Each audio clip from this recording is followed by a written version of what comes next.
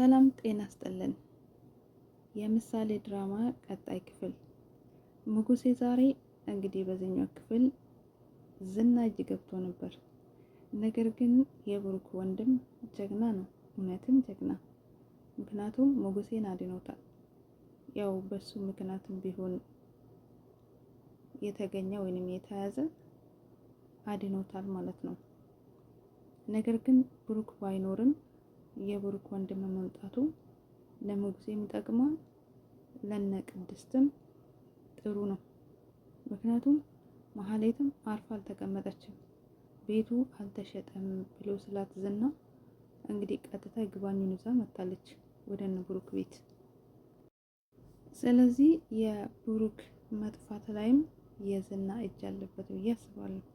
ምክንያቱም መሀሌት ቤቱ እንዳልተሸጠ የሰማችው ከዝና ነው።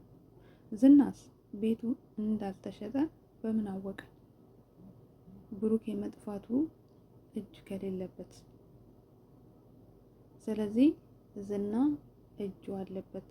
ዝናን አፋቶ ቢጠይቁ ብሩክ የት እንዳለ ብሩክን ያመጣል ካለበት ብዬ አስባለሁ። አሁንም መሀሌት በራሷ ላይ ነገር አምጥታለች። ለምን ብትሉኝ የቤቱን እግባኝ እነ ቅድስት ድረስ እዛ መጣለች። ብሩክ ስመጣ ይሄንን ስጩ ብላ እንግዲህ ወረቀት አምጥታ ሰጥታታለች። ቅድስት ደግሞ ለሞገስም ለብሩክ ወንድምም ነግራቸዋለች። የብሩክ ወንድም ግን ነቄ ሳይላይቀር። ምክንያቱም እንዴት ሳልተሸጠ በምን አሳከማት? ወንድሜ የእነሱ እጅ ካለበት ከራሳቸው ራስ ላይ አልወርድም ብለዋል። ስለዚህ መሀሌት የምታውቀው ነገር ያለ አይመስለኝም። ምክንያቱም ዝና በድብቅ ብዙ ነገር የደበቃት ወይንም ደግሞ የማይነግራት ነገር አለ። ምክንያቱም ከሷ ጋር ምሰራ ቀላሉን ስራ ነው፣ እሱንም ንጉስን ለመከታተል በቃ መሀሌትን ይሄን ብቻ ነው የምጠቀምባት። ዝና ግን ብዙ ወንጀልን ብዙ ስራዎችን እየሰራ ስለሆነ እንግዲህ ሉላ ተናግራለች። ሉላ የምታውቀውን ለሞገስ ተናግራለች። ሞገስም እንዴት አልተሸጠም? እኔ ያን ሁሉ መስዋዕትነት ከፍዬ ብሩ እንድሞላለት ቤቱስ እንዴት አልተሸጠም? በምን ምክንያቱ ነው ቤቱ አልተሸጠም?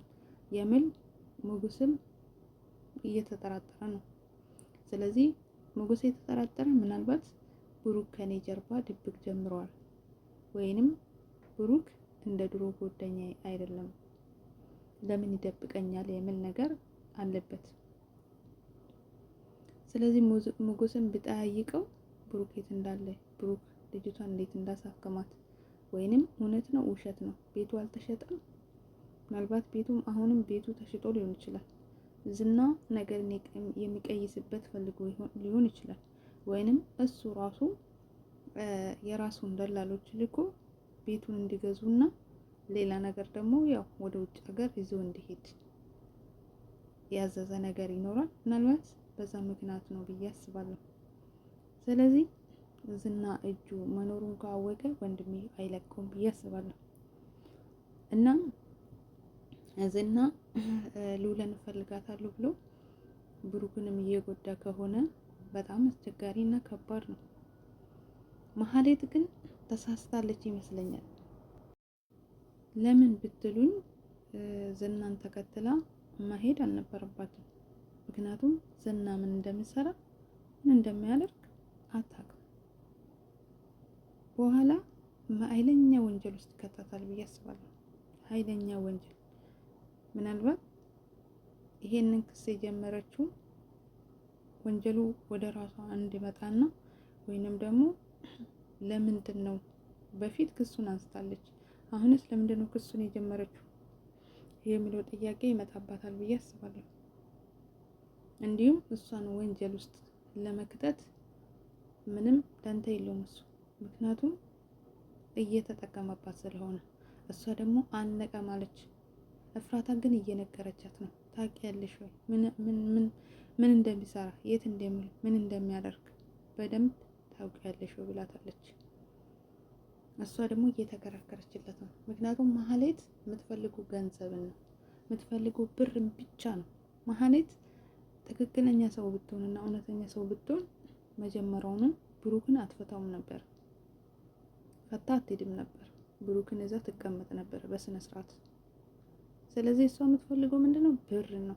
ምሳሌ እንዳትታከም፣ ምሳሌ ሕክምና እንዳታገኝ፣ ቤቱ እንዳይሸጥባት፣ ቤቱ ቢሸጥም እሷ እንድትወስድና እሷ እንድትወርስ ብቻ ስለምትፈልግ እንጂ በሰላሙ መንገድ ልጅቷ እንድትታከም አድርጋ ብሩክን በሰላም ይዛ መኖር ትችል ነበር። በገዛ እጇ ብር እየወደደች ብር ብቻ ስለምትወድ ነው ብሩክን ያጣችው። ስለዚህ ማህሌት በኋላ ወንጀል ውስጥ ብትገባ ብትታሰር ማንም አቤት የሚላት የለም። አሁንስ ዝና ስለሚልካትና ስለምጠቀምባት ነው። ባለፈውም ቅድስት ታስራት ሄዳ ዋሶ ነው ያስፈታት። አሁንስ ብትታሰር ማን አቤት ይላታል? ማን ነው? ስለዚህ ማህሌት ወዮልሽ። ብሩክ ግን መቼ ነው የሚመለሰው?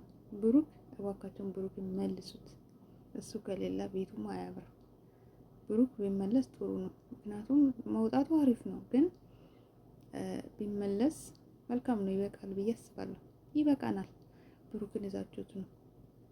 እንወዳቸዋለን፣ እናከብራቸዋለን። ጎበዞች ናቸው። በርቱልን። እንዲሁም ተመልካቾች ከልብ አመሰግናለሁ። ላይክ እያደረጋችሁ እንግዲህ ኮማምቱ ሄዳችሁ ማለት ነው። ብሩክም ጣልን፣ ብሩክም መለስልን እያላችሁ በአንድ መልካም ቆይታ ይሁንላችሁ። የተወደዳችሁና ተከበራችሁ ባይ ብያለሁ። የሚቀጥለው እስከምንገናኝ ድረስ መልካም ጊዜ ለሁላችንም ይሁንልን። ዳጣዬ ግን አምሮባታል። ዳጣዬ አባቷን እና ቤተሰቦቿን ካገኘች በኋላ ዋው በጣም መፏ ብትን ያለችው ማለት ነው። ቅመም የሆነች ልጅ እኮ ናት። እናቸው በቃ ወደ ቤተሰብ